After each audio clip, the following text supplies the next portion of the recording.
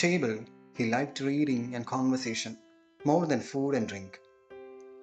വിശുദ്ധ അഗസ്റ്റിൻ്റെ ഒപ്പം സഹസന്യാസിയായി ജീവിച്ചിരുന്ന, ഒപ്പം ധ്യാനിച്ചിരുന്ന, ആദ്യമായി വിശുദ്ധന്റെ ജീവചരിത്രം രചിച്ച വിശുദ്ധ പൊസീഡിയൂസ് ആണ് ഇപ്രകാരം കുറിച്ചു വെച്ചിരിക്കുക.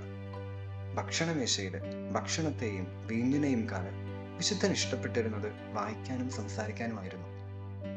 മറ്റുള്ളവരുമായിട്ട് ഒരുപാട് കണക്റ്റഡ് ആയിരിക്കുവാനായിട്ട് ഇഷ്ടപ്പെട്ടിരുന്നൊരു വിശുദ്ധൻ.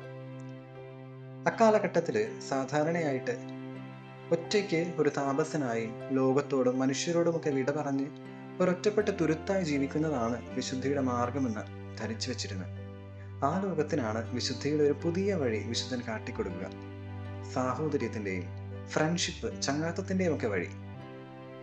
അവിടെയാണ് വിശുദ്ധ അഗസ്റ്റിൻ്റെ യുണീക്നെസ്. ഇന്ന് ഈ ലോകത്തായിരിക്കുമ്പോഴും നമുക്കും കണക്ടിവിറ്റി ഒക്കെ വളരെ ഇമ്പോർട്ടൻ്റ് ആണ്. പച്ച ഡോട്ട് കാട്ടി ആക്റ്റീവായി കാണിക്കുക എന്നുള്ളത് വളരെ പ്രധാനപ്പെട്ടതാണ്.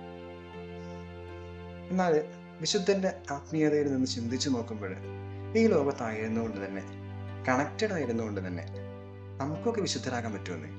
ഒരുപാട് ഹോളി റിലേഷൻഷിപ്സ് ഒക്കെ ഉണ്ടാക്കി നമുക്കൊക്കെ വിശുദ്ധരാകാൻ പറ്റും.